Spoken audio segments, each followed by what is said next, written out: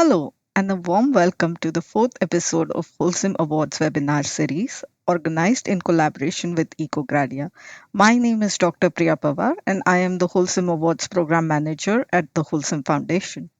The Holcim Awards have been organized by the Foundation since 2004 to support and empower change accelerators for sustainable construction. Over the past two decades, the competition has gathered close to 30,000 entries from 130 countries spanning five geographical regions. The 2023 cycle of the Holcim Awards received a total of 500 valid submissions, and from these eligible entries, 20 winners were selected by a distinguished panel of juries.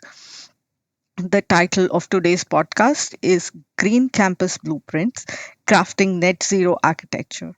And I am pleased to see that people from over 45 countries have registered to join in this webinar today. To share insights on sustainability in their part of the world, our two guests. First, Dr. Eric Laro, who is a lead designer and associate professor at the National University of Singapore. Their project, NUS Yusof Ishak House in Singapore, won the Holcim Awards 2023 Bronze Prize for Asia Pacific region. The second of our today's guest is Ryan Busak. Ryan is a design director and a principal at Perkins and Will in Seattle, USA. Their project, Kaiser Borsari Hall at Western Washington University, won Holcim Awards 2023 Bronze Prize in the North American region. Eric, Ryan, would you join me, please? Hi, thanks for having me. Yes, hello. Happy to be here and join the conversation. Thank you. Today's session will be hosted by Dr. Nirmal Krishnani, host of EcoGradia podcast, who is a lead author and educator in the field of sustainable design. Nirmal, would you also join us, please? Hi, Priya. Great to be back. Welcome. On behalf of Holcim Foundation, we are delighted that you all are here with us today. Welcome all, and thank you, Nirmal, for hosting today's podcast. Eric and Nirmal, you're in Singapore, where it is late evening. And Ryan, you're presently in Seattle, where it's very early morning. As the webinar occurs in very different time zones for our host, guest, and all of our audience, we express our appreciation for your enthusiastic participation. And now, before I go, a word to the audience. There will be a Q&A session at the end of today's conversation. I request you all to type your questions in the comment box. Dr. Krishnani will try to take as many as time permits. Nirmal, I leave this webinar in your very good hands, and I will see you all at the end of today's conversation. Thank you, Priya. See you later.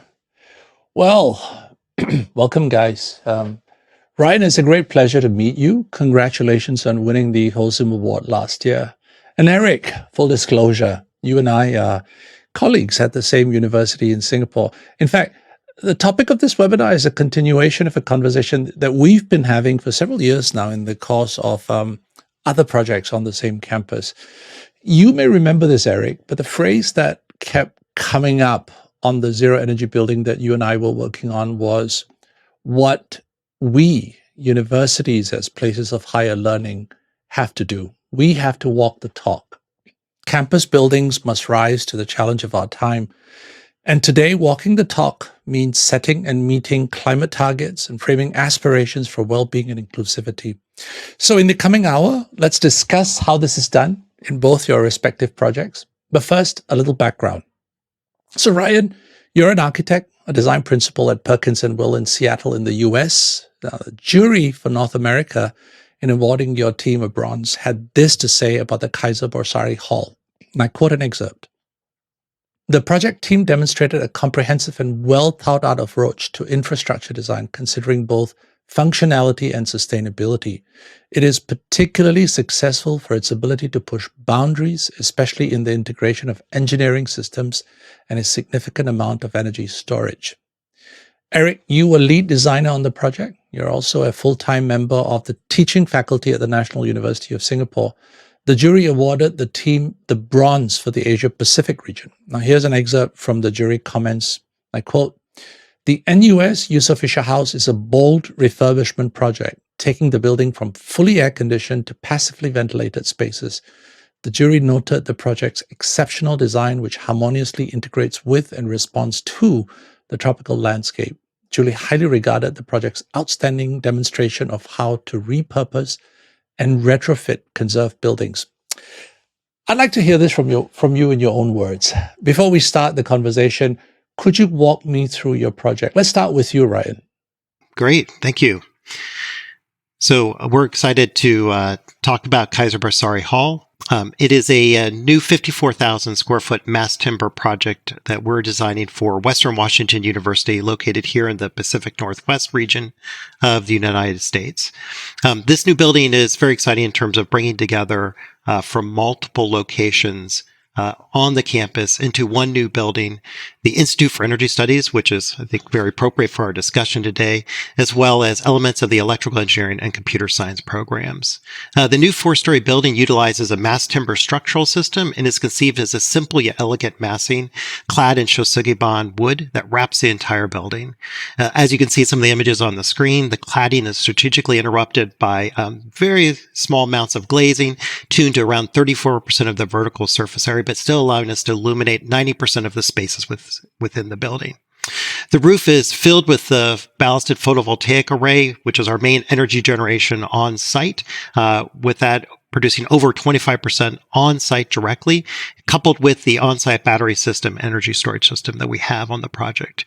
Over 105% of the energy use is produced through renewables on site or off site, and is coupled with 8% reduction in the energy use over a typical lab EUI. We utilize a fully electrical mechanical system, and these various strategies and systems allow us to achieve net zero energy. We also thought a lot about the population, the students, the faculty that will be using the project. 2/3 of the building is dedicated to labs, which is unusual to think about the energy performance traditional in labs.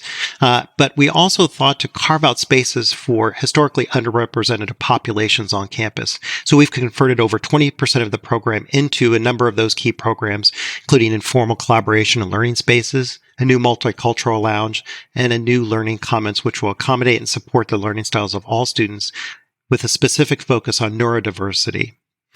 This building, when completed this September, it's under construction currently, so we're excited to see it complete. It will be one of the first publicly funded net zero energy, net zero carbon mass timber higher education buildings in the state of Washington.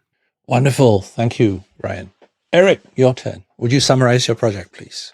Thank you, Nirmal. The Yusof Ishak House was named after Singapore's first president and is part of the National University of Singapore's campus plan, and that was built in the late 1970s. The 15,000 square meter building has historically been a student center serving all the faculties on our campus, and it's situated on a relatively hilly, jungle-like terrain. The core principles of adaptive reuse include amplifying the building's architectural language while championing net zero energy and decarbonization with its structural frame being retained. Architecturally, a series of fluted precast panels extend the horizontal banding of the original structure. A new brise soleil and sunscreen improves the solar shading performance of the envelope, while the original, and I would say iconic, 6 vaulted arches are amplified and enlarged, even elongated, creating climactic straws that draw in the equatorial air deep into the building's floor plate and create generous, naturally ventilated spaces for students and faculty alike. Energy efficient measures include smart control technologies, a very large photovoltaic array on the roof, and an innovative hybrid cooling system, helping the building to be the first conserved heritage building on the campus to achieve net zero energy targets. Hybrid comfort systems are strategically deployed throughout the building, and natural ventilation is incorporated extensively. The little air conditioning that is used is done so sparingly, almost as a kind of acupuncture, only where it's absolutely needed. With extensive reuse of the existing concrete structure, the renovated building has a low embodied carbon footprint, estimated to be less than 25% of new comparable buildings in Singapore. It's great to be part of this exciting transformational project. We hope to be finished sometime in early 2025, and I'm delighted to be here. So thanks again. Thank you, Eric. So there are a couple of standout differences between the two projects. The Kaiser Borsari Hall is purpose-built. Yusof Ishak Hall is a retrofit. And the former is in a temperate climate, and the latter in a tropical setting. But there are, however, also several key similarities. And here's one. They both aspire to be net zero energy. Yeah. So let's unpack this. What is a net zero energy building? Eric, I'm going to put you in a spot. Could you quickly summarize what this term means? Of course, there's many definitions, and people talk about it kind of loosely, right? We're all like kind of laughing or giggling because of that. But the way that we try to define it here at NUS is that all of the energy that is required to operate the building is produced on site. So there's no carbon offsetting or there's no energy offset. So we use all of the roofs of our building on the site of the building itself to produce all of that energy and to deliver a net zero target. So all of the plug loads, all of the air conditioning systems, all of the lighting are all being paid off, as we would say, off the PV energy on the roof. Right, right. So it's a way of saying that the building produces what it needs, but over the course of 1 year. So it's 1 calendar year, right? And this is because there are periods when it produces more than it needs, and there are periods when it takes from the grid, but averaged out over 1 calendar year, it adds up to 0 or less than 0. Yeah, I think that's an important point, that it's we do look at it over 1 year, as you mentioned, and it's an average, and we're tracking all of that all the time. It's important that, this is a planned net zero. So we'll see after 1 calendar year of use whether we've achieved that target. Hopefully we're running positive, like we've done on other projects on the campus. Right. And so, and key to what's done in Singapore is that it's connected to the grid, and therefore the grid becomes the battery, as it were, taking and giving energy according to the fluctuations of demand. In the case of the Kaiser Borsari, there is energy storage. Actually, I want to come to that in a minute, because that's a really important, interesting part of your project. Yeah, but let's keep talking a little bit about how a net zero energy differs from a conventional high-performing building. Tell me how we deliver a net zero energy building in terms of process. Is the process the same as a conventional high-performing building, Ryan? I think it's interesting. I think from a process of thinking about working with our clients, in the campus leadership, it is a little bit different. We think about alignment around their goals and the vision for the campus. Our client had luckily signed the Okanagan Charter and had other kind of principles in place that really allowed them to be visionary about the project. The second component was partially the funding for the project was also dependent on hitting certain targets. So we had a number of donors, private donors, who were interested in really pushing the envelope and using the building as a instructional tool and a learning tool to not only show the students, but also show the university how they could achieve these new goals. And then from there, we also, the way we structure workshops, eco-charrettes, the kind of softer aspects of the project are really centered around, once again, looking at the overall vision and goals and having that help be kind of our guiding star, kind of guiding principle throughout the process. Right. I mean, a lot of people don't know this, but to get to net zero energy, you really have to have very deep cuts in demand. We do. It's not a simple question of sort of slapping solar PV on the roof just to meet whatever consumption needs there are. I mean, Eric, how much better is Yusof Ishak than a conventional building? Could you give me a number on that? I would say that, off the NUS campus, clearly we're running zero, but we're running about 50 kilowatt hour per meter squared per year. A conventional building is around 200 to 300 here on campus. Right. So, we're significantly less because, just as you said, we're shifting, we're cutting demand, which is really, to do a net zero energy, I think, to do a net zero energy building, I think it's also shifting culture. I think that's an important takeaway, that you have to get buy-in from not only the people who are funding the buildings, the people who are managing the buildings or even designing the buildings, but you're also shifting the culture of the people who are using them. That doesn't mean that it's painful, but it just means a little shift of expectation.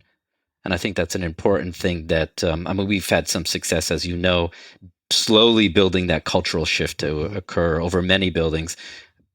Now being YIH or Yusof Ishak House, we've kind of built on those histories that helped shift and transform the culture here. Right. To go from 200 to 40, that's not just about equipment. It's about the way the building is used as well. But just coming back to the question of how we structure the process, Ryan, who needs to be at the table that usually isn't there? I think, I would say most of the team members are there. The difference is in the sequence in which they arrive, right? So we would traditionally build out our kind of schedule and the process. You may have meeting with the facilities group, the people who are going to operate the building later in the process when the systems have been selected. A lot of these systems are fairly new. We're trying to literally push the envelope in some ways. So bringing them on board earlier to have comfort around that and kind of co-design the building with them is an important aspect. I think also, the idea that, we're also bringing our engineers and our kind of, our modelers and people up early into the process. And at the very first steps within this is also something where, traditionally that would be later in the sequence of operations, but having that group together. And then once again, having the campus leadership and the visionaries kind of who are kind of setting the performance criteria and the ideas around the building, having them involved throughout the process, not just at the beginning, kind of kickoff meeting is critical. Was there somebody at the table that you wouldn't have otherwise had in a more conventional design process? I think there are certain specialists that we brought in, that were driven by this. I'm thinking, and this is more on the carbon side, but we had to adapt a series of tools and modeling tools to analyze carbon that we normally you may not have in the process, right? We do that as part of our kind of our own internal check, but on the contractor side, kind of the builder side, right? They are bringing their own kind of modelers to look at the carbon question within this. So I think, having the kind of a deeper research component on across all the trades is something unusual and something hopefully new and becomes part of the current practice as we continue to build. A couple of words you used that kind of stood out for me, the idea of co-design and the idea of collaboration, that it shifts the onus from the kind of, the architect as author to a much more collaborative process. Eric, you teach design. So I'm going to throw this at you. What does this type of process then say about the role of the architect? Well, I think it's important that co-design is there, and I think co-design means that all of the consultants, all of the kind of stakeholders are there at the table from the very beginning. Ryan was just saying sometimes they come in a little bit later, but if we can nudge that to happen, the earlier, the better. But that doesn't always necessarily lead to great outcomes. Sometimes it does, sometimes it doesn't.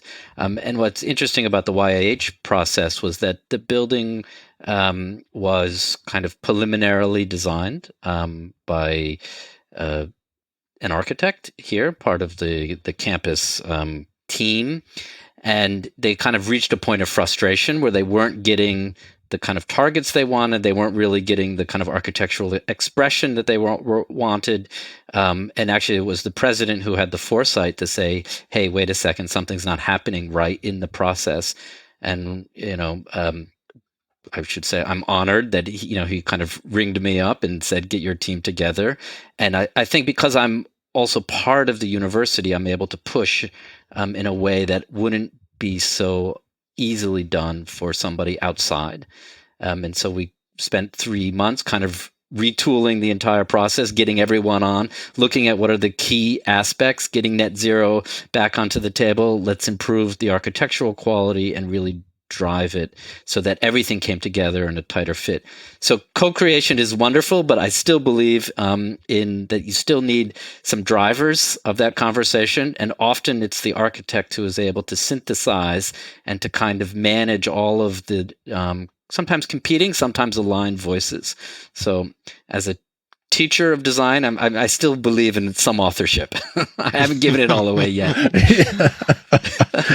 Fair enough, but it does indirectly speak to the difficulty of certain types of clients. I mean, the project that you did, Eric, was a kind of a inside job, if you will, where it kind of sometimes I call myself the cleaner. I like to clean up the mess. But Ryan, you came in as a consultant to a university. I have a question for you. Are universities difficult clients? I mean, I remember my consultants when I was leading the zero energy building at my faculty saying that, coming in for a charrette was terrifying because there were 50 PhDs around the table. Sure. What was your experience like, Ryan? Yeah, I think they're demanding clients, and they are clients that like to challenge ourselves. And there are the PhDs, and there are the intimidating groups within the room. But I think because of that, you end up with a really interesting process, right? And you end up with something where you challenge each other. And I think it brings out the best. It's like the Olympics, right? Or the better the competition, the more rigorous, the kind of analytics, I think you end up with kind of more interesting projects in that regard. And I do think, there's also, the chance, I think, that they also bring an expertise and a thought process that might be outside the boundaries of what we may, or our consultants or our kind of trade partners may have experience with, so that it's not just a one-way street, that there could be something that comes from the client side, which is new and innovative beyond just the vision, right? That really allows us to push the envelope for that. I mean, in particular, the program, one of the programs within this building is the kind of an undergraduate program for energy studies. I mean, how fantastic is that? Is to have that within a net zero building. And back to something Eric was talking about early on, the building, also has to reciprocate as a teaching tool in itself, not just houses teaching, but as a teaching tool back to the community and to the students. I'm going to ask you that question in a minute about how exactly buildings become teaching tools, but let's talk a little bit about energy and net zero energy as an outcome. And we know that this depends on many, many factors. What are the low-hanging fruits in a campus building, Ryan? I think Eric kind of started to touch on this a little bit. I think we can talk a little bit about the performance of the systems. What is the comfort criteria of this? Are there spaces where we can be a little bit more tempered in terms of those conditions? The student lounge space, the open kind of communication kind of corridor spaces. Can we start to think about programs where we could start to challenge kind of the way we think of the comfort criteria? I think also because these buildings are purpose-built, right? We can really dial in the use and the energy performance of those together, right? Versus something that's speculative. I think also, these buildings, in terms of low-hanging fruit, there is a desire and there's a mandate, which is interesting, at least for Washington State, in terms of the economics of the project, where they support a certain level of performance of the building. So the project is incentivized and required in many ways to achieve that. And then one of the things that we were most proud of on our project is actually being able to restructure kind of the economics around that from being requiring a LEED silver or LEED gold mandate to actually allow us to have net zero energy or net zero carbon or both be the pillars in which the funding could be based. So I think economics, which we don't talk a lot about in projects, can be a driver in terms of forcing, maybe it's not the low hanging fruit, but forcing us to start to look at other fruit within the project. It's a thing that I talked about energy targets earlier. A lot of people aren't aware of this, but you tend to, when we are looking at certification, a platinum building will typically require you to achieve 30, maybe 40% better than baseline. But a zero energy building often goes as high as 60, 70%. And Correct. and to get to 60, 70%, you really have to have a very astute understanding of demand. Eric, what were the low-hanging fruits with your project? Yeah, I mean, I think maybe a little different than Ryan's project is. I mean, as you noted, Nirmal, we're on the tropics, we're on the equator, and the climate in some ways is more consistent, and maybe we could say a little bit more forgiving. So we can afford to have a lot more naturally ventilated spaces. So that's an easy one. And as I mentioned, just to minimize air conditioning and to just put it just into those few places where it's really needed. That's the first thing. The second, as I noted, we use a hybrid comfort system, which you know very well, Nirmal, which we've deployed now on already 3 buildings on campus. So we've already got some traction, and that system is really operating at a much higher temperature than probably people from the global north would be used to. It's 27 degrees, it's almost 80 degrees Fahrenheit, and it's using fans, there's one above my head here, spinning, to elevate the airspeed, and that actually provides the comfort. So we separate out temperature and comfort rather than saying lower temperature ease comfort. By separating those two, we're able to achieve better air quality, better performance in terms of energy use. So when the building kind of after hours can still be used, students can hang out, we're not cooling the building, we're just keeping the fans on. So I think those are some pretty low-hanging fruits that are easy to pluck. Of course, we have relatively a lot of daylight. So it's really mitigating the daylight, but ensuring that the daylight is penetrating deep into the floor plate, so we don't need to use artificial lighting. That's another easy one to tackle. Well, Eric, you may or may not be aware, but the location of the Kaiser Borsari building is actually in a temperate zone. Am I right, Ryan? That's has correct. very Yes. mild summers and winters. So compared to our tropical condition, they've got it easy. Tell me, Ryan, maybe easier. Maybe Yes, easier. I was going to mention that. Potentially, yes. I mean, so Eric talked about passive design as a low-hanging fruit. To what extent was that the go-to, the first thing that you did in the design process, which is to exclude heating and cooling and electrical lighting? Yeah, I think that's, it's interesting because we are and you don't think of that in the Pacific Northwest, but it is a fairly temperate zone.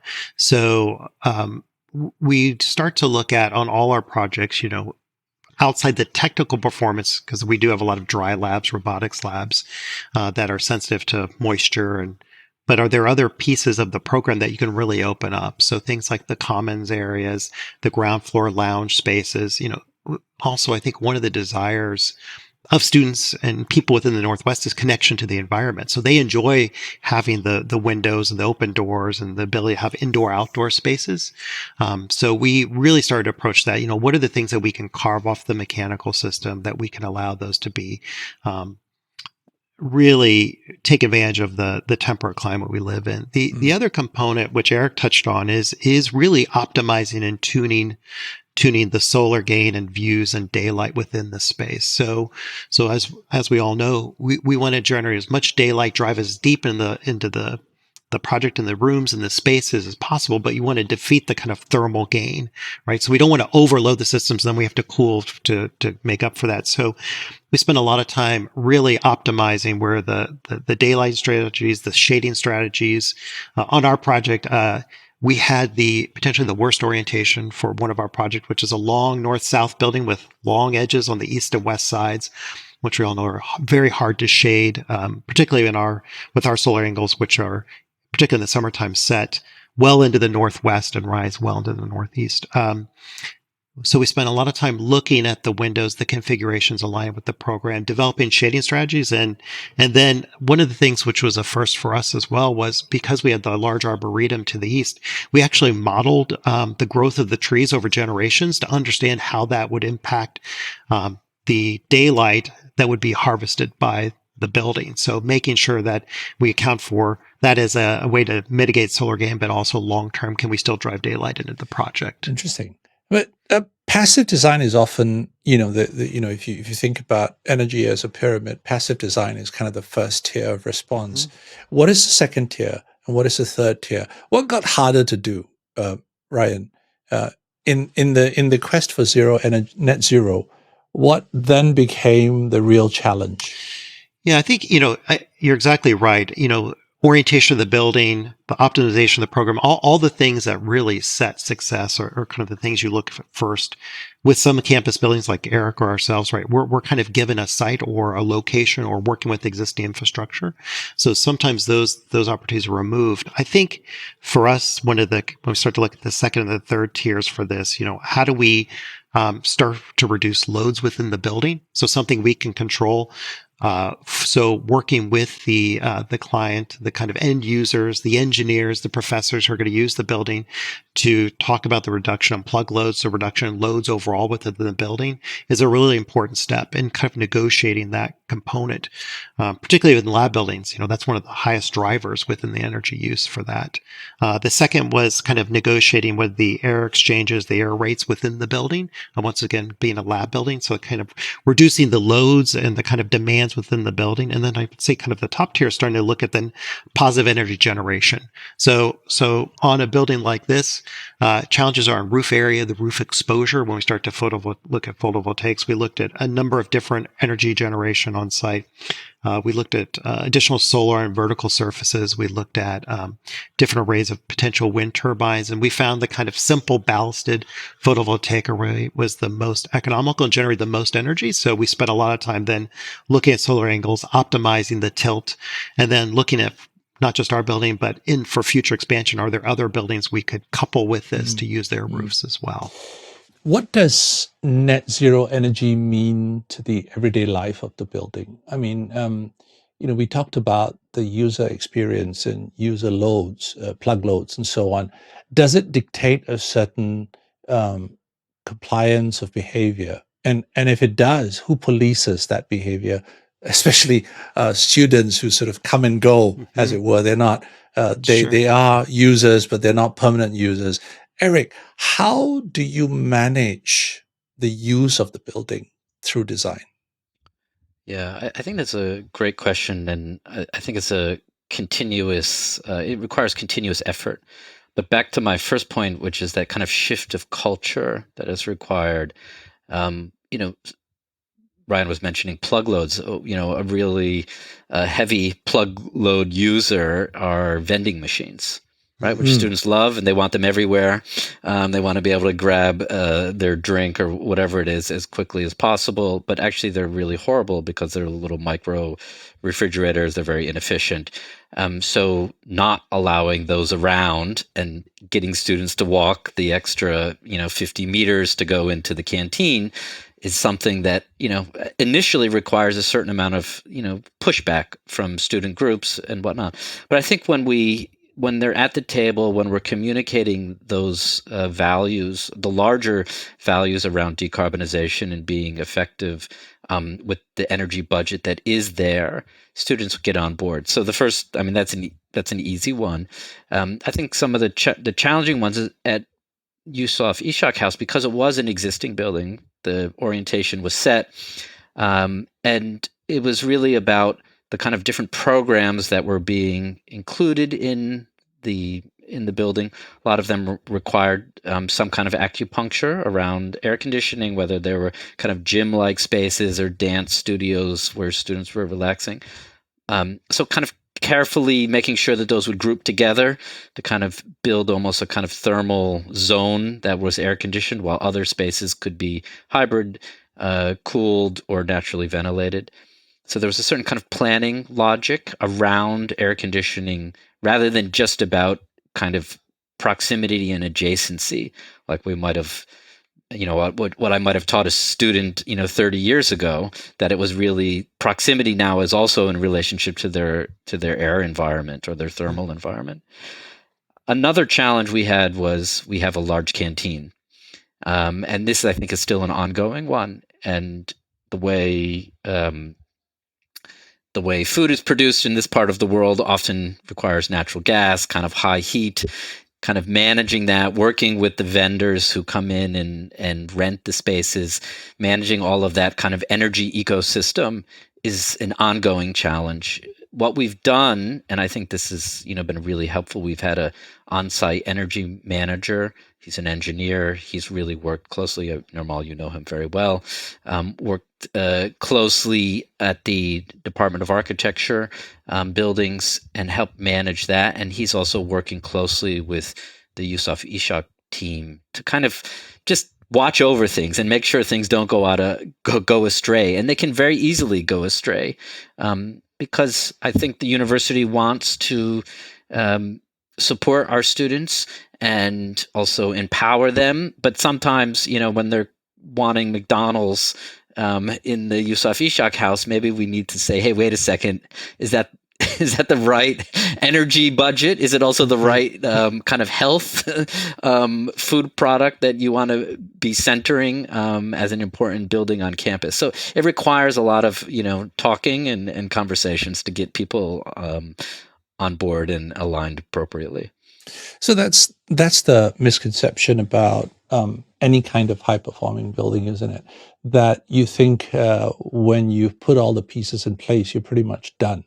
But it is a continuous struggle. It is something that you have to manage day to day. But for that to work, you've got to get the perspective and the representation of users and facility managers at the drawing board.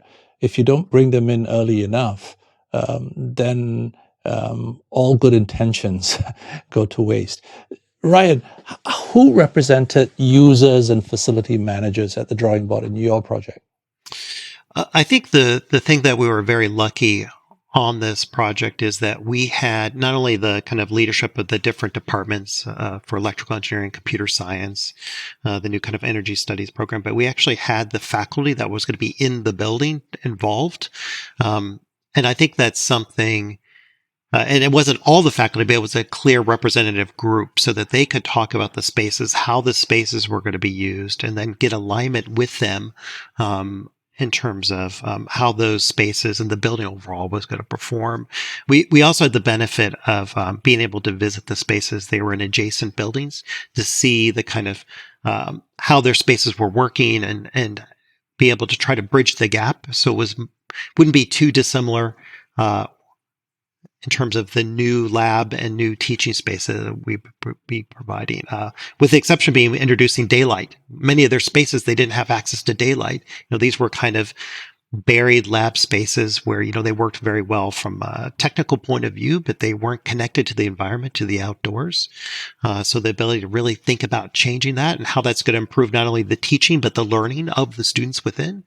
And then another component is the facilities group. We had experience working on the campus on a prior project, so we were familiar with the group. But this was a very different type of project. So being able to incorporate them early, as I mentioned, in the process, engage them, and start to work with them on the design of the systems is really, I think, critical to the success of this type of project, and was something that we benefited from, that familiarity as well as being able to incorporate them earlier. I think there's also a question of trust, right, Ryan? Like when you're Correct. working with people that Absolutely. at least there's all of a sudden we have a kind of common conversation.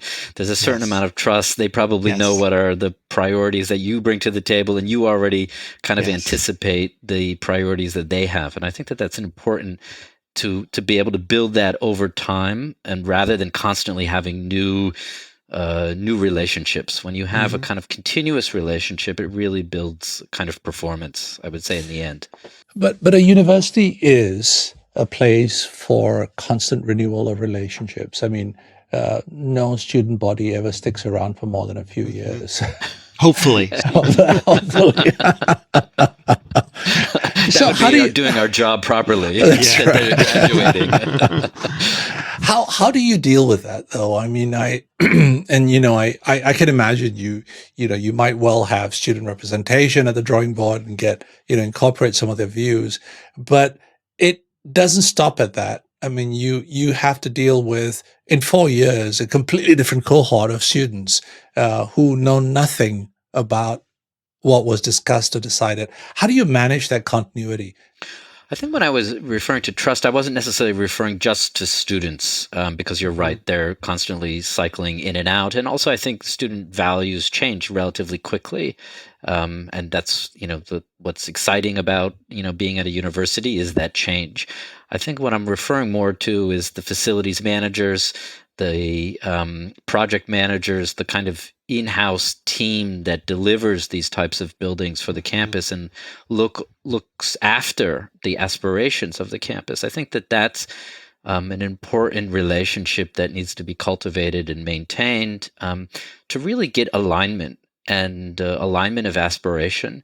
And I think that that's one of the biggest challenges, which is there might be certain aspirations at the president or board of trustees level, but how that percolates down to the maintenance team, right, or the cleaning team, and to get that full kind of cross section of the university, and to build the trust that we're all in this together and we're all trying to improve and build a more robust, resilient, decarbonized campus. That requires, just like the energy manager, it requires constant kind of upkeep of an important relationship. Ryan, in the report that your team submitted, there is explicit mention of advanced battery technology. In fact, the jury in their comments noted your unique approach to hosting energy storage. Talk me through this. What is advanced or unique about your system, and how is it better than energy storage systems that are available in the market? Yeah, so the system, and we're still working through the finer details, is a proprietary system that was donated by. The donation was actually by a company. It's a kind of a large lithium-ion array.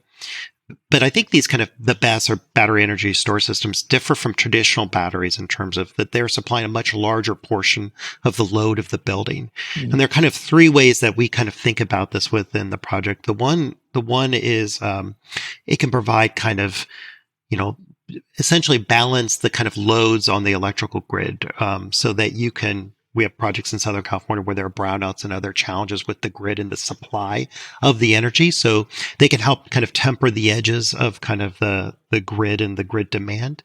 The other is you can bank energy using these systems for that, so that you can start to bank that, to reduce the rates in terms of the consumption. The way we thought about it is, lab buildings and the research being done are critical for these type of projects and have continuous power within this. We have our large kind of solar array, and solar and wind are the primary energy generation for the campus. They are the energy generation. But for our project, we were really interested in kind of the backup. How is backup power generated on this? So our system is designed to supply not just a few hours as a typical fossil fuel generator would be, but for up to 10 days of power for the building. Now it's limited to critical systems, but it was really about supporting the research in terms of that can be stored within the building, as well as also providing the minimal kind of mechanical systems to keep the building habitable and preserved, as well as the emergency kind of egress system and lighting. So I think that's one of the differences, right? It's not just about tempering grid or kind of providing, reducing your cost, but it's really about kind of life safety and really thinking about resiliency. So think about other things that could be said, kind of events, seismic, other components, that could bring this down. How do we preserve not just the safety of the people, but also the research embodied within? Mm. So does that mean that it's got a bigger storage capacity? Is that the big differentiating factor, that 10 days you said that so you could go off grid for 10 days and the battery system Correct. And is this a new battery system? Is it a new technology, or is it just an expanded version of an existing technology? I think it's primarily an expanded version. I think the one difference is that we also have our kind of solar array, the photovoltaics. So we have an ability to kind of recharge that. So the 10 days is the design kind of load. But as we think about potentially the time of the year that this is happening, we may have the potential to extend that beyond, because we are going to be positively kind of charging that system with our photovoltaic array. Right. Eric, in your submission and earlier in this discussion, you talked about the innovative hybrid cooling system. Talk me through this. Tell me, what is a hybrid cooling system, and how is it better than a conventional cooling system? I think it begins, if we look at it from the kind of widest, let's say, range, it begins on a few important principles. The first is that a leaky building is okay, which kind of goes against conventional wisdom. The second one is that a little sweat is okay, at least at first, right? So as I mentioned, where it's relatively high operating temperature, it uses fans to accelerate the air. We dehumidify the outdoor air environment a little bit, but it's 100% fresh air, so there's no return air on the system. So in a way, the building is kind of, if you can imagine being in a hybrid system space, it's a little bit overpressurized, and the air then leaks through, whether it's through doors or we have certain kind of plenum vents that allows the air to move, for instance, from my office out into the corridor, then it pours down into the staircase and literally out the front door. And as it's going through those different kind of spaces, it's getting warmer, but it's eventually pouring all of it out. So it's putting the kind of cool, the dehumidified air at 27 degrees where it's needed, which is above my head, right here in the room that I'm in right now. It goes out into the corridor, it's getting a little bit warmer, going into the staircase, getting a little bit more warmer, and out the door. So because it's 100% fresh air, there's really low CO2 levels, no VOCs, so it's a really much better air quality than what we're kind of used to in air conditioning environments in this part of the world. I think also, and I come back to the metabolism issue, is that a lot of our students, our faculty, whether they're coming by bus or train or car, might come out of an air conditioned environment and they walk up a bunch of flight of stairs to get to where they need to be. Historically they thought, well, they wanted 18 degrees because they wanted to get cooled immediately. And back to the cultural change, which we've been able to achieve over many buildings now, that we just say, hey, wait a second, let your body, your metabolism just settle down, give yourself 10 minutes and you're going to be okay. And once people kind of got that, it's been wonderful. I mean, definitely in the School of Design and Environment, now the College of Design and Engineering buildings. I think for YIH or Yusof Ishak House, the test will be now it's for a building with all the kind of students and faculty that aren't just on the design side of education. So the promise is that we'll be able to convince them too that this is the right way forward. So fingers crossed. Right. So just to clarify, then, the hybrid cooling system is a modification of a conventional air conditioning system in that it combines tempered air, cooled air with a ceiling fan. Is that right? That it accelerates airspeed, and therefore your perceived temperature is equivalent to that of an air-conditioned space, but with, what is it, half the energy load? Is that about right? That's right. That's right. About half the energy load. And I think the important thing is back to the no return air. So if you imagine yourself, you're a student in a lecture theater, and it felt like it was getting a little stuffy, and you want to go turn down the temperature to bring more air conditioning into it. It's largely because of the CO2 level. The CO2 level was increasing because everybody's in there, right? And then you get sleepy and your ink spills out on your paper or whatever as you're taking notes. So producing that better air environment where the CO2 level is as good as outside, I think is really an important characteristic of it. So it's not just a temperature and comfort, it's also just better air. Right. Now, at the very start, I talked about the idea of walking the talk. So tell me, how does your building communicate? How will students or visitors know what has been achieved by the building that way? They're attending a lecture or buying lunch. How will they know how it performs differently from other buildings? Ryan? Well, I think that's one of the real benefits of having the kind of Institute for Energy Studies within the building, right? So that the building, in many ways, is we think of as an educational tool, kind of, and in that case, overtly, right? They're tracking and studying the energy, how the building's performing, and they're going to be monitoring that as part of their kind of educational process.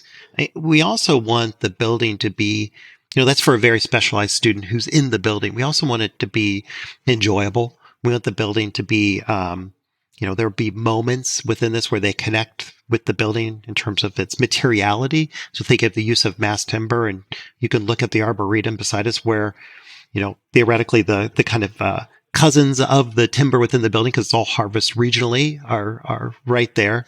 And we also want to have the building have these kind of teaching moments, whether it's outside, how we deal with kind of site water, the rain gardens, the kind of biophilia and kind of local plantings embedded around the site in the building, but also inside. So exposing the mechanical systems, the structural systems, the bones. That's something I appreciated with Eric's proposal, is also, exposing how the building, how it's made, or what made the building, I think is really critical, because it is then a learning environment.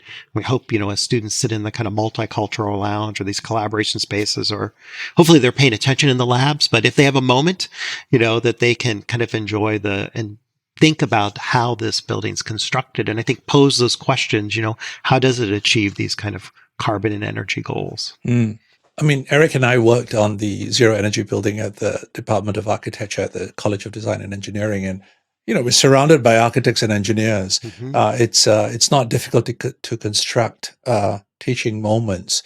But Eric, when you don't have architects and engineers using the building, where it's the student body at large, how do you create teaching moments at the Yusof Ishak House? How do people, visitors, users, students in particular, walk away from that aha moment, like, okay, this is a different building. It has something to do with where we are in this moment in time, which is the climate crisis. How do you convey that? Yeah, I think it's an important question. And I think it comes back to performance, the question of performance. So the building has net zero energy targets. It's going to perform quantitatively a lot better. It will be aligned to some of the other buildings on campus that we've had the privilege to work on.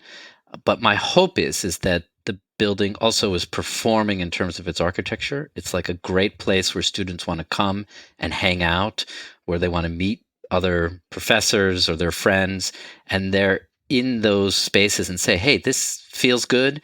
I want to keep studying here. I want to go to my dance class. I want to meet other students. And it becomes the kind of social heart for the campus.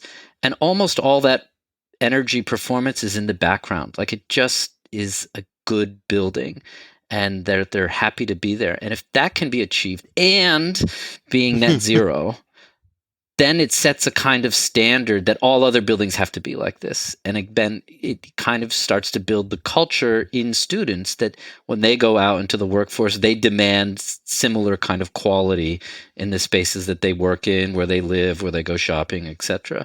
So that's the kind of aspiration. My fingers are crossed that we are able to pull it off. But it's really to deliver the kind of performance around all the energy issues and decarbonization issues, but also around the performance of being a good campus building, which is ultimately about the kind of social gathering and social interaction, which we know after going through the pandemic is so critical to having a good university. So that's the promise of the project. All the other things that Ryan mentioned about displaying its systems and its structure and its quality are all there, but I hope that it almost just is absorbed almost osmotically into the students. So a well-performing building is one that doesn't display its performance. You just feel it. It feels right for where you are and what you have to do. I'm going to switch over to some of the questions that are coming in from the audience, just to get the Q&A going. The first is to Eric. What does it take to make an existing building net zero? Is it simpler or easier than a new building?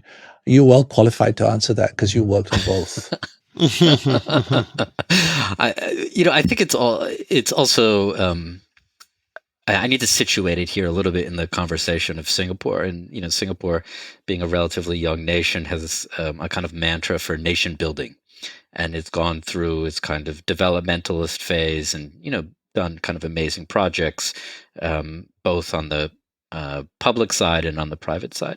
But I think we're at a really interesting moment, and as you mentioned, we're and we feel it every week in our kind of climate catastrophe, that we need to shift from nation building, which is basically building new buildings, to national reuse. And that shift to national reuse is tricky because not everyone's on board. And I think culturally, for a lot of people, the new building is equated with progress, where the old building is kind of seen as already yesterday or has been. So being able to do an adaptive reuse and kind of regurgitate and recycle and empower, let's say, the campus carbon's legacy, the kind of history of all of that energy that was put into the campus 40 years ago, that's tricky. And that requires a lot of effort, not just from an architectural expertise or an engineering expertise, but it's really shifting all the people on the table and getting everyone to buy in, like that this is the way forward. Once we can do that, I think it becomes a lot easier. We've gotten some traction. We did SD4, which was a new build. We did SD1 and 3, which were adaptive reuse already. So we're getting better at it, and we're getting more people at the table to agree to it. But it still requires a lot of work. Samantha Martha has a question for Ryan. She says, for a setting where timber is not abundantly available, what other materials can be reused to decrease the overall embodied energy of a building as compared to a standard one? Yeah, it's a really interesting question. I think, something that we were very fortunate about is that, the mass timber was abundant here in the Northwest. I think for areas which don't have that tradition or don't have that availability, you need to look at other systems, locally produced systems, because the carbon's not just in the actual sequestering within the material, which is the mass timber component, but also when we think about extraction, manufacturing, transportation.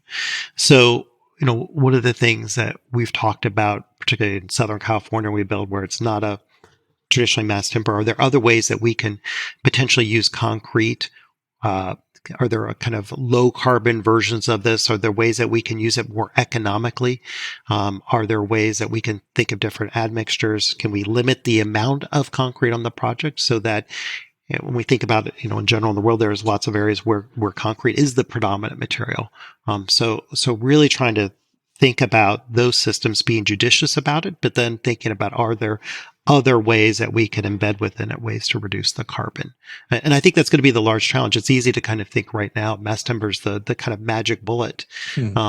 But I think, as we look at kind of the world and where these things are generated, that we need to probably become more sophisticated in our thinking in terms of what are different systems and ways we can adapt the architecture and the building program. And to Eric's point, reuse existing buildings as much as possible. There's already the carbon footprint, there's already the embodied energy to create that.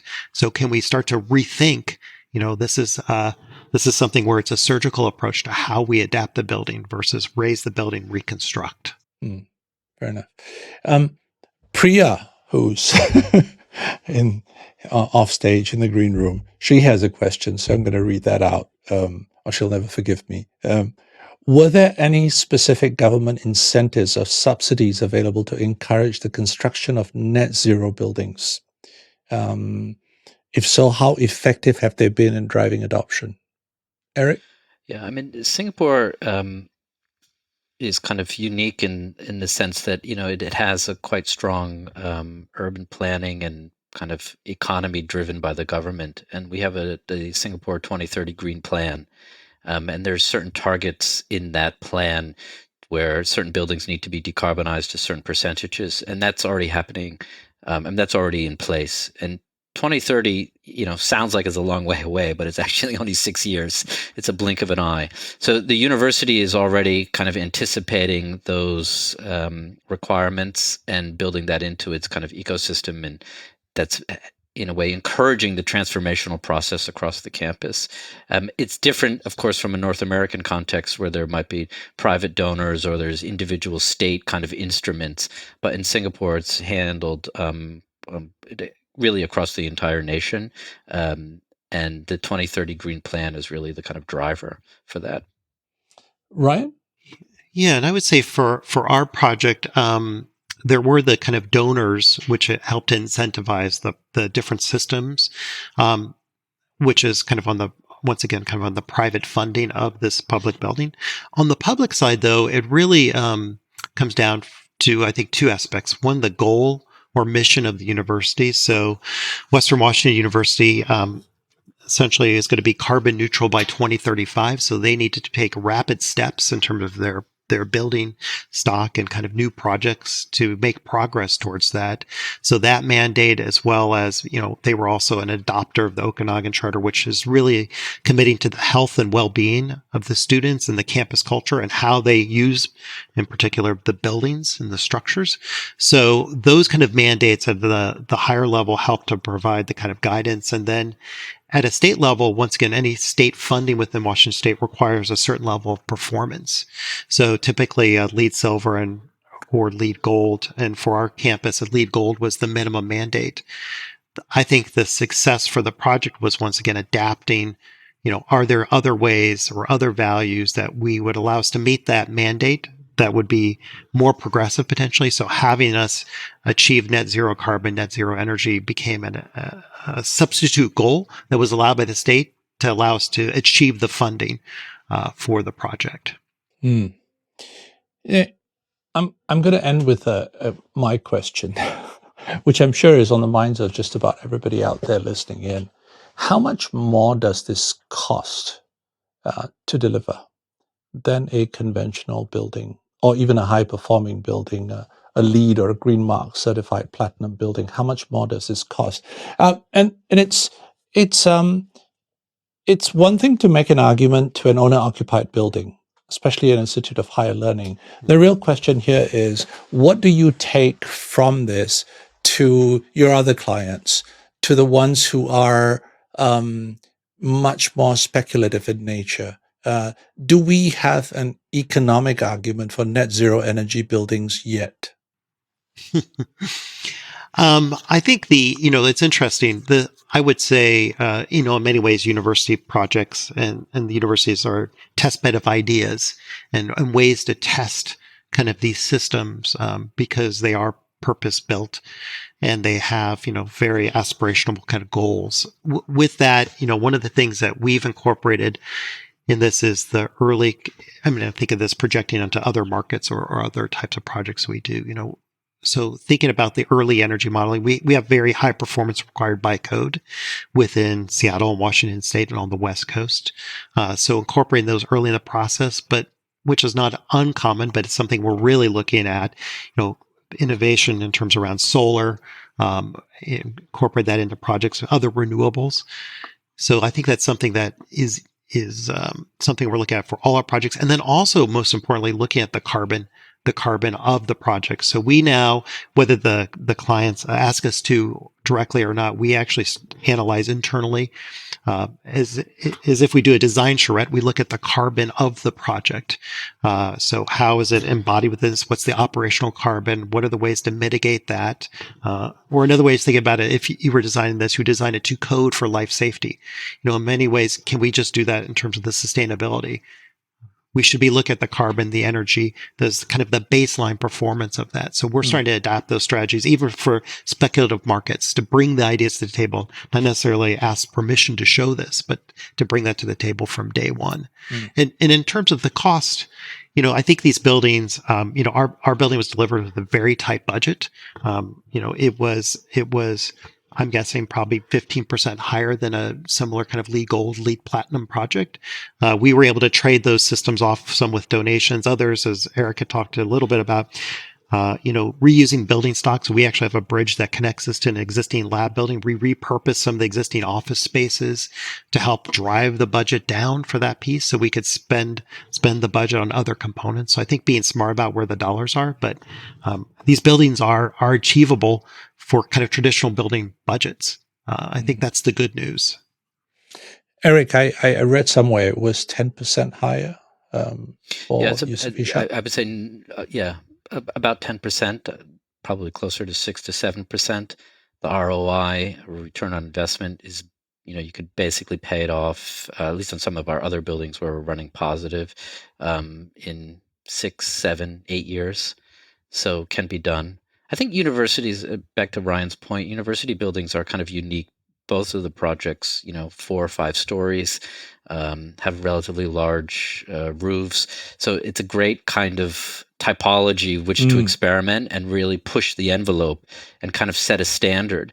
When that gets into larger buildings that have, are much taller, it's a different kind of concern there. Often they're more developmentally driven, but I think we can kind of offload a lot of the knowledge and expertise that is developed on campus buildings and help really make change into all the other kind of typologies that drive a city. I have hope. I think the financial markets are already starting to shift. I have colleagues who, buy and sell buildings in terms of investment funds, and they say they won't touch a building, buying it or selling it, if they don't have an ESG plan or have a kind of a strategy for decarbonization, because the big investment, whether it's CalPERS or Temasek or different funds around the world, are driving it. So I think it's behooves us, just as Ryan's suggesting, to get in front of the curve on operational carbon. For buildings, at least in this part of the world, it's relatively, I think, for low 4 or 5 stories, can be done relatively easily. Now the big question is on the embodied carbon. How do we really drive that down? And if we can get ahead of that curve, I think we'll have a huge transformational impact on the built environment. Brilliant. Well, that's all the time we have today. With that, I want to thank you both for your time. It's been a pleasure talking with you. And at this point, I'd like to invite Priya back to the stage for her closing remarks. Hi, thank you. What a wonderful conversation and what fascinating perspectives. I really, really thoroughly enjoyed today's discussion. I'm going to try to attempt to summarize with 2 comments and 1 statement that Nirmal made. I could not possibly summarize the whole conversation, but something that stuck with me, and I'd like for our audience also to keep these lessons in their mind when attempting to work on net zero higher learning institute buildings. Nirmal's statement, university is a constant renewal of relationships, a place for constant renewal of relationships. Excellent. And to that point, Ryan talking about the softer aspects, the importance of soft aspects, the vision of the leadership and the trust of all stakeholders while developing or planning a net zero building. That's something that we all must remember. It's throughout the process. It's not something that is at the beginning or towards the end. It's throughout the process, that constant engagement. And Eric telling us about the proof of the pudding, that is the success of a net zero energy building, is when we evaluate after 1 year of post occupancy. That's when we really know the success of it.